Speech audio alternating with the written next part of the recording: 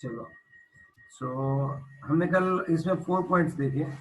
सबसे पहला वाला पॉइंट, जब चार्ज पार्टिकल मूव कर रहा है तो वहां से electric and magnetic field generate हो रहा है, तो उसकी डायरेक्शन के बारे में बात की, यस और नो? तो फिर यस सर। सेकंड पॉइंट कौन सा था कि उसको उसको कोई भी मीडियम की जरूरत नहीं है, वैक्यूम में भी आगे जा सकता है।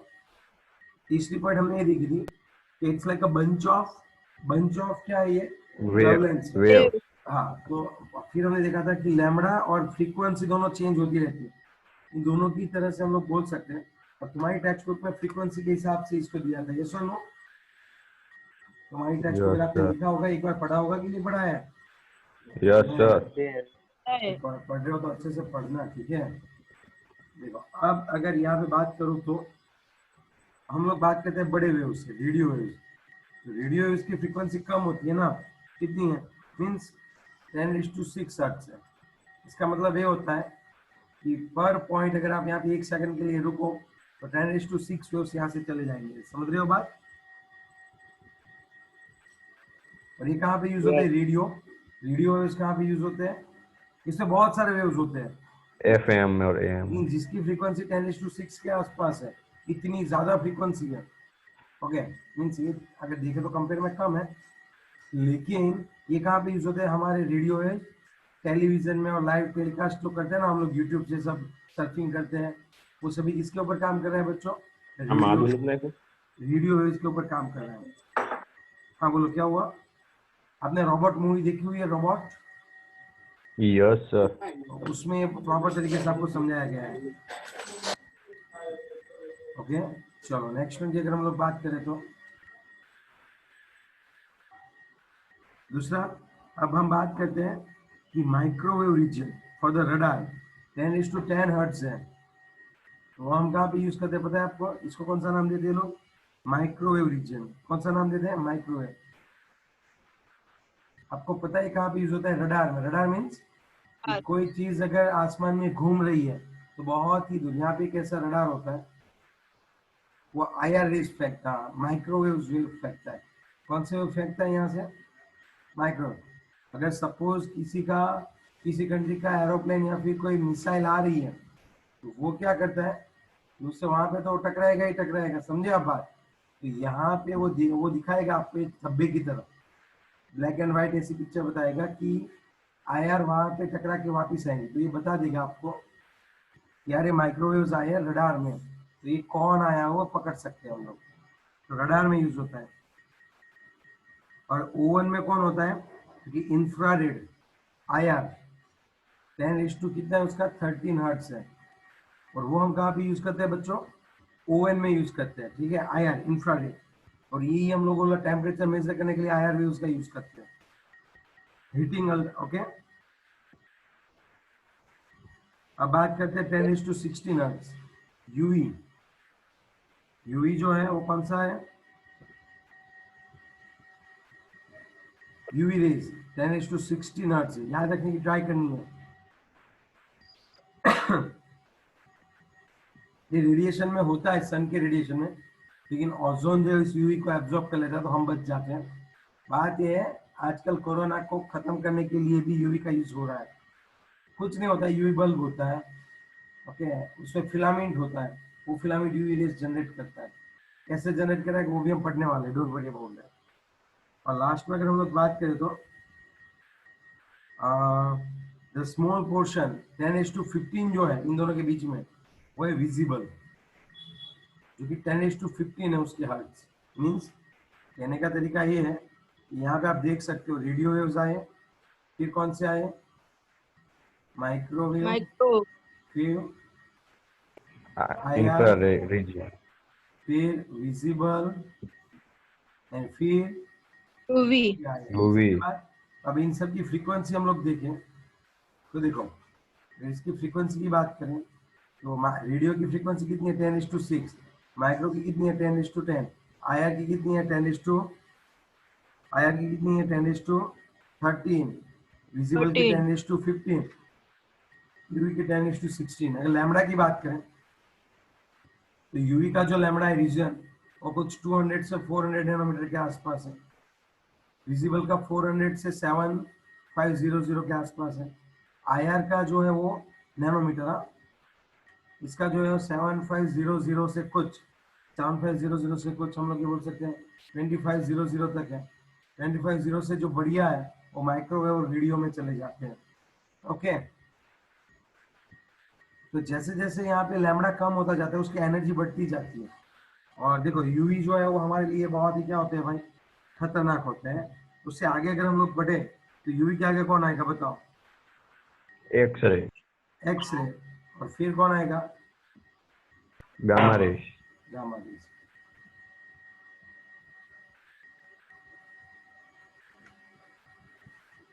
एक्सरे की कितनी होगी सर? क्या? एक्सरे की 200 कितना से हर्ट्ज कम, होगा? 200 से नैनोमीटर से कम। देखिए टेक्स्ट बुक में दे रखा है 10:18 है, एक्सरे का 10:18 है, और गामा का यस, 10:24 तक है। देख सकते हैं। 20 से 24 तक है। हाँ, क्लियर रीजन दिखा रखे, समझे बात को?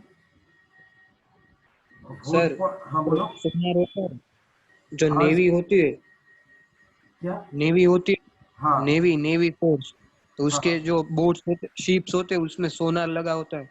तो सोनार में हाँ, जो रेडिएशन खींचते हैं, वो क्या होता है? देखो मोस्ट प्रोबेबल माइक्रोवेव की तरह हो सकते हैं।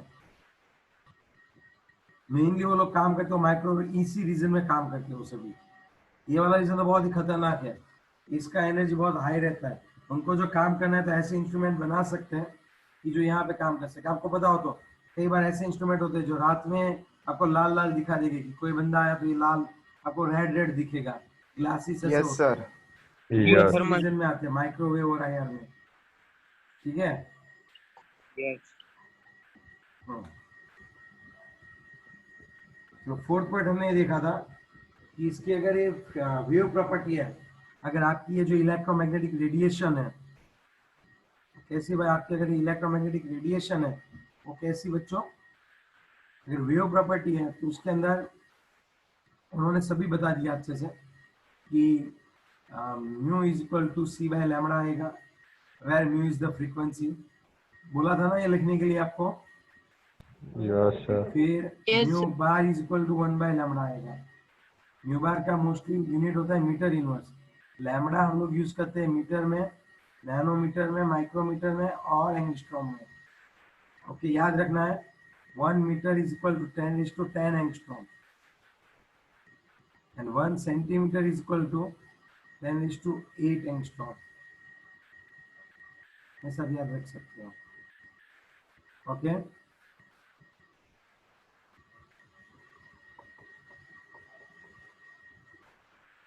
तो नेक्स्ट वन की अगर हम लोग बात करें तो ये क्या है यहाँ पे, म्यू इज द फ्रीक्वेंसी, क्या होता है इसका यूनिट म्यू का? हर्ट्ज और सेकंड इनवर्स। ओके गुड, चलो कंप्लीट। अब प्रॉब्लम नंबर 2.3 करता, आपको घर से दिया था ना करने के लिए, हो गया कि नहीं हुआ?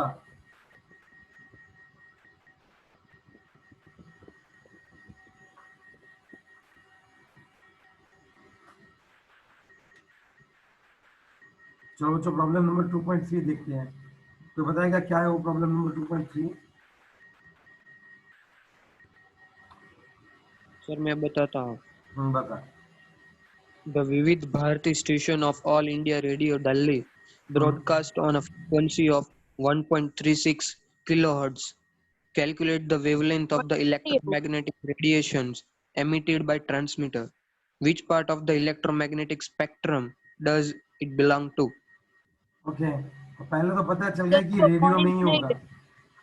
अभी वही चित्र, आवाज क्यों आ रही है? 1 पॉइंट नहीं है वो। तो भाई वो पॉइंट नहीं है, कॉमा है। 1368 किलो हर्ट्ज है, तो उसकी लैम्बडा कितनी होती होगी? और दूसरी बात, ये कहाँ पे बिलोंग करते हैं वो आपको दिखना है। अरे यार बहुत इजी है। So lambda is equal to क्या आएगा, म्यू इज इक्वल टू क्या आएगा बताओ? C by lambda. अब तुम लोग सोचो, mu is equal to C by lambda, lambda is equal to C by mu आएगा। सी कितना होता है? Yes 3 × 10⁸ metre per Yes. Second होता है, डिवाइडेड बाय मुझे क्या लिखना पड़ेगा वो बताओ? फ्रीक्वेंसी 1368 1368 इंटू 10⁻³ आया ना। लेकिन अगर ऐसे लिख दो 1 2 3, अगर 1.3 लिख दो तो यहाँ पे 6 को, तो आपको कोई दिक्कत? नहीं। और इसका यूनिट क्या होगा? हर्ट्ज। हर्ट्ज में मतलब कितना होता है? हर्ट्ज की जगह मैं क्या लिख सकता हूँ? Second inverse. 1/2 लिख सकता हूँ। Yes sir. यहाँ पे देखो यूनिट पे भी कॉन्सेंट्रेट करना है, पहले वैल्यू तो निकाल ही लो फिर मैं यूनिट समझा। तो लैम्बडा बताओ, लैम्बडा कितना है? 19.3 2। 19.3 ओए मजाक मत कर चित्रा, टेक्स्ट नोट में देख के आंसर मत दे। तो फिर 2 0.0 मैंने तो डायरेक्ट बोला, मैंने किया है, लिखो 0.002192। अरे बहन 3/1.368 का हाँ वही किया है, उसका ही बोल रही हूँ मैं। 2.19 आएगा। 2.193 इंटू 10⁻² कितना आएगा पता है तुझे? 2 2 10⁻²। 2 हाँ आएगा। तो 219.3 मीटर पर सेकंड स्क्वायर। सर मीटर आएगा, सेकंड सेकंड तो कट होता है। तो मीटर ही आएगा ना, कितना आएगा लेकिन 10⁻² कितना बचा? 2 बचा, 10⁻²। 2 ही बचा ना। सो लैम्बडा इक्वल क्या आ गया? 219.3 मीटर, ऐसा है। यस और नो? Yes sir. ये तो रेडियो में बिलोंग करता है। कहाँ पे बिलोंग करता है? रेडियो में। देखो यहाँ पे इसकी फ्रीक्वेंसी देखो आप किस में आ रही है? 10⁻6 में आ रही है। 2.1 सॉरी 2. इसकी फ्रीक्वेंसी 1.368 इंटू 10⁻6 हर्ट्ज है। 10⁻6 वाला किस में आता है अच्छे से बताओ? इट इज द कैरेक्टरिस्टिक्स, ये वेवलेंथ है और ये फ्रीक्वेंसी हो किसकी है भाई? रेडियो वेव की है।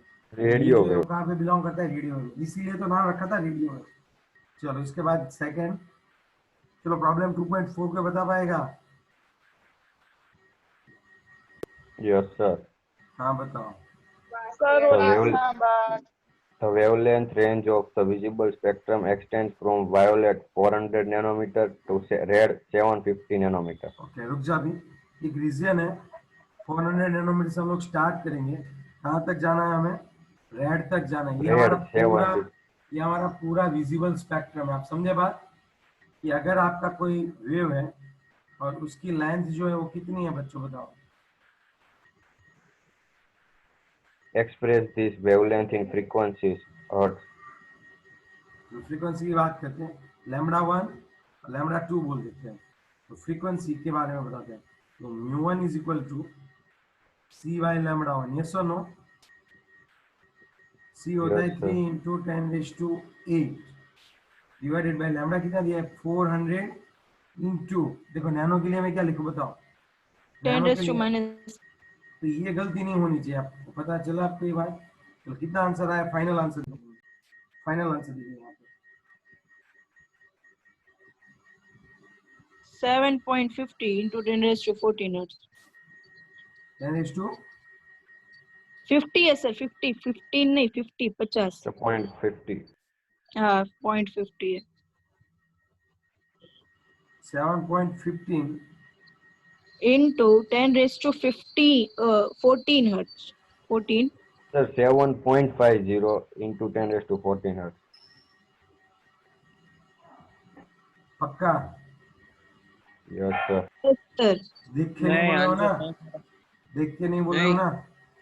सर 0.0075 आता है, बाद में 10⁻15 आता है, तो उसमें से अब पॉइंट पीछे जाने देने का है। ओके, तो लेकिन यही आंसर आ रहा है ना? Yes yes sir. चलो μ2 is equal to c/λ2। c होता है 3 इंटू 10⁸8 मीटर पर सेकेंड। λ2 कितना होता है वो बता दो? 750 into 10 raised to minus 9 9 क्या? मीटर। minus आंसर क्या होगा? 0.004 क्या था? 0.004 into 10⁻17 कितना आएगा? Metre. 4 into 10 is to 15 14 sorry 14. 14 तो आप समझ सकते हो ये पूरा यहाँ से लेके अगर ये पॉइंट ए से लेके आप पॉइंट बी को काउंट कर रहे हो उसके बीच में कौन सा ये पूरा रहता है, समझा पूरी बात? यस और नो? तो ये पूरा रेंज है, किसका रेंज है ये? विजिबल का। आपको पता ही होगा कि ऐसा आता है विबग्योर आता है, यस और नो? yes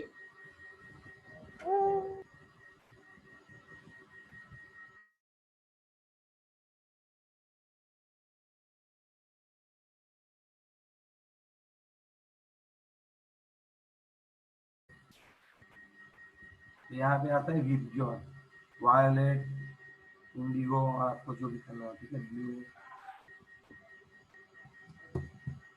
ग्रीन, ठीक है, पूरा विबग्योर। रेड के नाम लैम्बडा ज्यादा बड़ी होती है, ब्लू की कम होती है। चलो और कोई आगे? झील, आवाज बंद कर दिया तो आंसर नहीं था, बोलता रहता है। चलो नेक्स्ट वन हम देखे तो, चलो ये आ जाएगा अभी Yes. आपको। yes Yes, sir. चलो अब हम कौन से प्रॉब्लम पे आते हैं बताओ? 2.5 मैं पढ़ हाँ तो पढ़ू ना? हाँ हाँ बोल बहन। कैलकुलेट, पहला है कि wave number and second is frequency of yellow radiation having wavelength 5800 angstrom. Frequency भी ढूंढनी है और क्या करनी है भाई? लैम्बडा भी ढूंढनी है। और तुझे दिया क्या गया हुआ है? वेवलेंथ। लैम्बडा कितना दिया गया हुआ है? एंगस्ट्रॉम है। 5800 चलो एंगस्ट्रॉम को मीटर में कैसे कन्वर्ट किया जाए वो बताओ। So 1 angstrom is 10 raised to minus 15 meter. 10⁻10 metre. 10, sir, 10. हाँ ये हो गया लैम्बडा। अब देखो पहला मुझे क्या ढूंढना था, चलो वेव नंबर ढूंढ लेते हैं।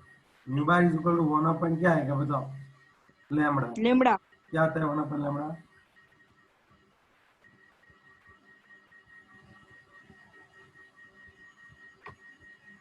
जीरो पॉइंट जीरो जीरो 0.30 ऐसे नहीं करते चित्रा, 172 फिर क्या करते हैं पता है? पूरा 1/, बोल दो। ऐसे कर देते हैं 0.5800 इंटू 10⁻, अब कितना का देना है पता है तुझे? 1 2 3 1 2 3 4 10⁻14 कर दे ऐसे। अब तू आंसर निकल, डायरेक्टली आंसर आ जाएगा, समझी? चलो बता कितना आ रहा है। अच्छा मैं ऐसा करता हूँ, ऐसा भी नहीं है, तुम करे वो भी सही। बताओ कितना है आंसर? आपने लिखा ना उस हिसाब से 1.724 आया। 1.724 हाँ ओके। 1.724 और एक इंटू बात बताओ, 10 यहाँ पे -6 आएगा ना, जैसे ऐसे बढ़ते लेफ्ट हैंड साइड तो प्लस होता है राइट, तो +4 होगा, Yes. तो -6 आएगा। हाँ अब कितना है बोलो बोलो? 1.724 1.724 इंटू 10⁻6। मीटर इनवर्स, ये चीज नहीं बोलेंगे। और मोस्टली ये जो म्यू बार है वो किस में कैलकुलेट करते हो लोग? मीटर इनवर्स में। चलो अगर सेंटीमीटर बोलते हैं, सर किधर करते हैं? सर हाँ किधर करते हैं? म्यू बार मीटर इनवर्स में करते हैं। अगर सेंटीमीटर इनवर्स बोला है तो यहाँ पे आपको उस एंगस्ट्रॉम को सेंटीमीटर में कन्वर्ट करना है। ओके 2 से माइनस कर देने का ना। नहीं सेम ही, -8 करना है 10 की वजह और सेंटीमीटर लिखना है और कुछ नहीं। यहाँ पे देखो मीटर इनवर्स है, 1/, मीटर है, तो इसका 4 हो जाएगा, 4 सेंटीमीटर इनवर्स। चलो नेक्स्ट, वो आपको कन्वर्ट करना है, यूनिट हो जाएगा, टेंशन मत लो। चलो एक चीज मिल गई वेव नंबर। अब क्या होता है? अब कौन ढूंढना था बताओ? फ्रीक्वेंसी। फ्रीक्वेंसी तो म्यूजिक सी बाय क्या आएगा? लैम्बडा। यस और नो? Yes sir. तो अब देखो 1/λ तो है ही, मैं इजीली कर सकता हूँ सी इंटू म्यू बार। ये इक्वेशन भी बन सकता है यहाँ पे देखो।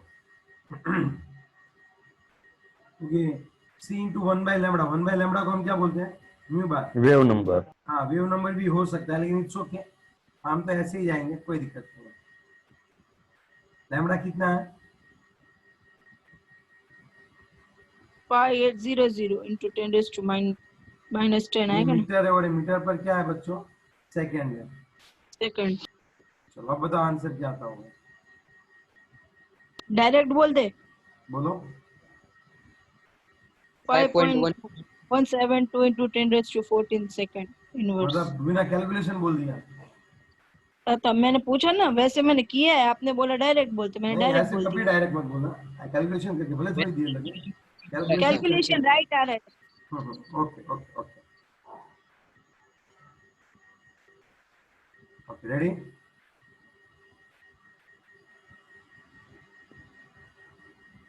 चलो ready? Yes Yes. Yes sir. इतना हो गया, तो ये सभी तो बहुत अच्छे एग्जाम्पल हैं। अब हम जो आगे बात करने वाले बहुत ही इंटरेस्टिंग बात करने वाले हैं, और क्या बता सकते हो किसकी बात है वो? पार्टिकल्स के बारे में। यस, पार्टिकल्स के बारे में हम लोग क्या करने वाले बच्चों? बात करने वाले। प्लैंक्स क्वांटम थियरी पढ़ने वाले, इसलिए। कौन सी? Planck's quantum theory. हाँ, लेकिन वो कि हमें क्या पता है अभी क्या हो रहा है? हमें तो इतना पता चला वो हो मैक्सवेल और ह्यूजेंस, ये दोनों साइंटिस्ट थे। उन्होंने बताया कि यहाँ पे जो है वो ये वेव नेचर है, और हमने क्या किया, पूरा वेव नेचर पढ़ा। यस और नो? यस और नो? Yes sir. और दूसरी और भी ऐसी कई सारी है वे, देखो ये सभी तो है ही है, लेकिन इसके सारे साथ और भी दो तीन चीजें हैं। जैसे ये आपका ये वेव्स दिखाता है, इलेक्ट्रोमैग्नेटिक रेडिएशन है, वो क्या बताता है? वो दो चीज बताता है, डिफ्रैक्शन। क्या बताता है वो? डिफ्रैक्शन भी बताता है, और दूसरा ये जो है वो इंटरफियरेंस भी बताता है। ओके, तो इसका मीनिंग क्या मतलब, होता ओके बताता हूँ। अब क्या बताऊँ मैं तुझे? देख, अगर मैं ये दो वेव्स, एक वेव्स यहाँ से आ रही है, सुन, डिफ्लेक्शन का मतलब क्या, मैं यहाँ से, जैसे आप आवाज के बारे में सोचो, अगर कहीं पे कोई भी ऑब्स्ट्रक्ट आ जाता है तो वहां से खिसक के साइड में से चली जाती है।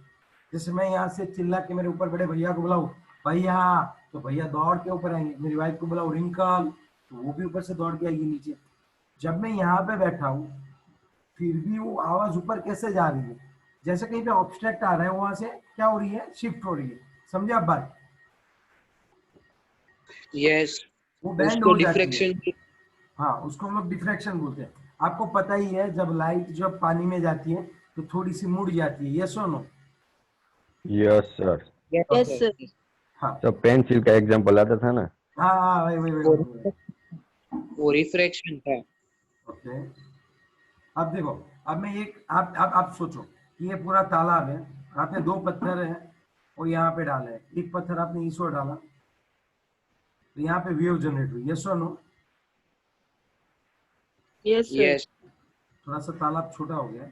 हाँ ठीक है, अब बड़ा। अब मैंने एक दूसरा इसके अंदर मैंने एक स्टोन डाला, तो यहाँ से एक दूसरी जनरेट हुई। हाँ कि ना? अब यहाँ पे दो चीज है, या तो एक दूसरे की इफेक्ट को नलीफाई कर सकते हैं, या फिर क्या कर सकते हैं, अगर ऐसा आ गया दोनों का ही प्लस प्लस सामने आ जा रहा है, बहुत बड़ा ऐसा कर देंगे।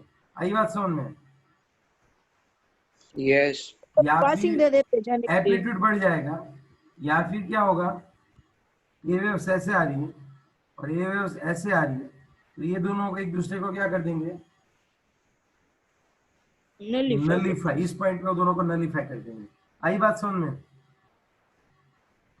यस। तो इसको हम लोग इंटरफियरेंसेस बोलते हैं, इंटरफियरेंसेस। मतलब सामने वाला कोई भी आ रहा है, वो इंटरफियर कर रहा है दूसरे को। यस यस यस, या तो सम हो सकता है, एल्जेब्रिक सम होता है। एल्जेब्रिक सम मतलब रिडक्शन के साथ देखना होता है। ओके, अब ये सभी जो है वो सभी क्या बोल रहे थे? यस, हमारा जो इलेक्ट्रोमैग्नेटिक रेडिएशन है, वो आप बिना टेंशन आप एक काम करो, हमारा जो इलेक्ट्रोमैग्नेटिक रेडिएशन है वो वेव प्रॉपर्टी है। नील बोहर ये सब देख रहा है।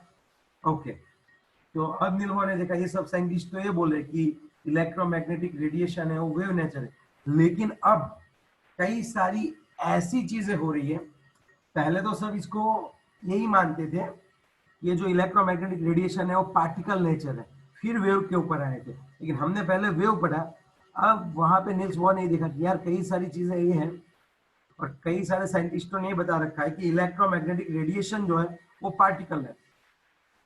अब नील बोहर ने क्या किया, उन दोनों को कंबाइन कर लिया।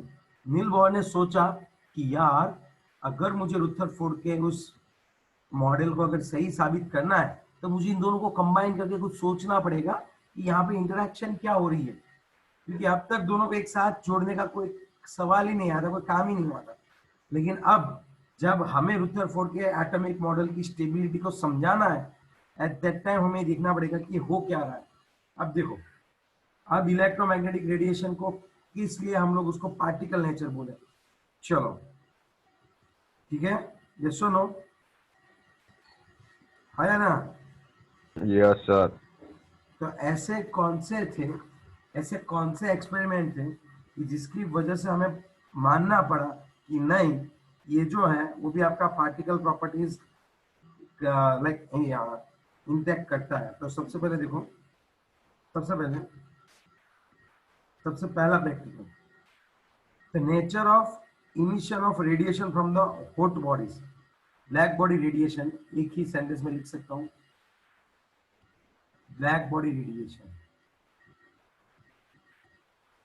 ओके, इसका मतलब ये होता है कोई चीजों को आप हीट करते हो, कई सारी चीजों को जब आप हीट करते हो एट दैट टाइम उनमें से कई सारी रेडिएशन निकलती है, और वो फिनोमिनन समझाने के लिए, वो रेडिएशन जो निकल रही है ना, वो फिनोमिनन समझाने के लिए हमें क्या करना पड़ेगा, हमें हमारे जो इलेक्ट्रोमैग्नेटिक रेडिएशन है उसको कौन सा प्रॉपर्टी ऐसा बोलना पड़ेगा, वेव प्रॉपर्टी ऐसा बोलना पड़ेगा। समझे आप बात? ये सुनो सर, ये फिर से समझाओ ना। ये अरे ब्लैक पूरा बॉडी समझने वाले हैं, पूरा समझने वाले हैं, डिटेल में समझने वाले हैं। मीन्स अभी शॉर्ट में क्या है वो शॉर्ट समझा में दो ये फिर। है कि ये चीज देखी गई कि जब भी कोई ब्लैक बॉडी होती है ना, ब्लैक बॉडी मतलब ये समझना हॉट सब्सटेंस। हॉट तो सब्सटेंस। हाँ, तो वो अपने में से रेडिएशन को इमिट करता है। जैसे आपने लोहे को गर्म किया तो कलर चेंज यस होता है, और वो अपना यस, थोड़ा और वो कलर इसलिए चेंज होता है कि वो उस टाइप का रेडिएशन एक्सर्ट करता है। समझा? यस यस तो ये सर। रेडिएशन कहाँ से आता है, जब इसकी हम लोग स्टडी करेंगे तब हमें पता चलेगा कि हमारा जो ये वेव्स है वो वेव्स कैसे है भाई, पार्टिकल फॉर्म में। कौन से फॉर्म में? पार्टिकल फॉर्म में। समझे बात अभी आप? यस ओके गुड, नहीं समझ में आ रहा बोल लो, तो थोड़ा डिटेल में समझाऊंगा। ये ब्लैक बॉडी रेडिएशन में पता चला है, हम लोग ये देखेंगे कि कोई भी हॉट सब्सटेंस है तो उसमें से रेडिएशन निकलती है, तो वो रेडिएशन को समझाने के लिए हमें ये जानना पड़ेगा, हमें ये दिखाना पड़ेगा। वो तब भी समझा सकते हैं कि हम ये एक्सेप्ट करें कि ये जो इलेक्ट्रोमैग्नेटिक रेडिएशन है वो पार्टिकल फॉर्म में। ठीक है, दूसरा फोटो इलेक्ट्रिक इफेक्ट। अब ये कौन सी नई इफेक्ट है?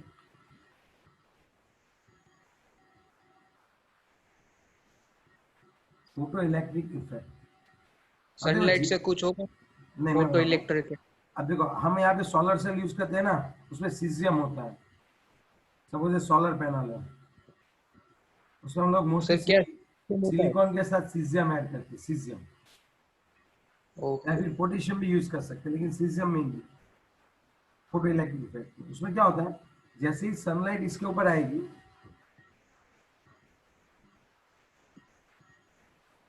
यहाँ से इलेक्ट्रॉन जो होते हैं वो जंप लगाने लगते हैं। अभी इलेक्ट्रॉन अपने एटम से बाहर निकल जाते हैं। समझा पूरी बात? आप देखना, अब एल्यूमिनियम को कहाँ पे लेके जाना, एल्यूमिनियम को सनलाइट में लेके जाना, वो पूरी शाइनिंग करेगी।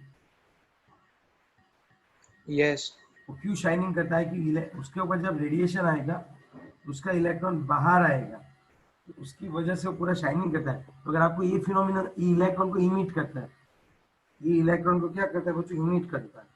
तो अगर आपको ये चीज सीखनी है तब आपको ये समझना पड़ेगा कि यहाँ पे जो है वो हमारा जो इलेक्ट्रोमैग्नेटिक रेडिएशन है वो कौन से फॉर्म में है बच्चों? पार्टिकल के फॉर्म में। कौन से फॉर्म में बच्चों? पार्टिकल के फॉर्म में। समझे Particle. बात? हाँ, चलो हो गया ये।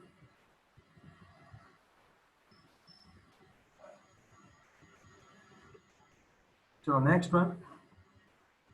ये पहला देखा हमने ब्लैक बॉडी रेडिएशन। अभी ये सभी बहुत डिटेल में सीखने वाले हैं। सेकंड है photo electric effect and the third one is that like variation of a heat capacity of a solid as a function of temperature. Variation of heat capacity of a solid as a function of temperature.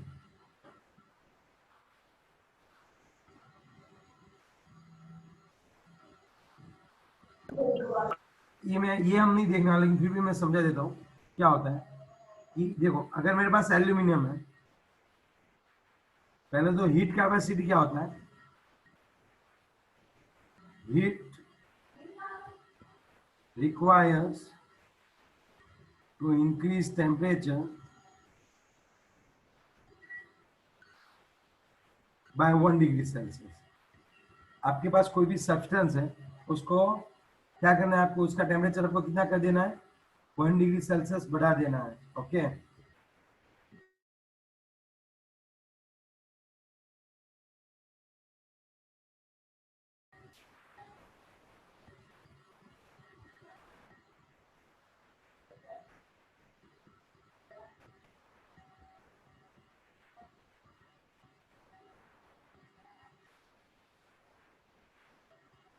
अब okay, तो थोड़ा rejoin कर ले। 1 minute बाकी है last. Hello, Yes, sir. sir. It- rejoin Yes, करो, करके sir. Rejoin करो, रिजॉइन करो।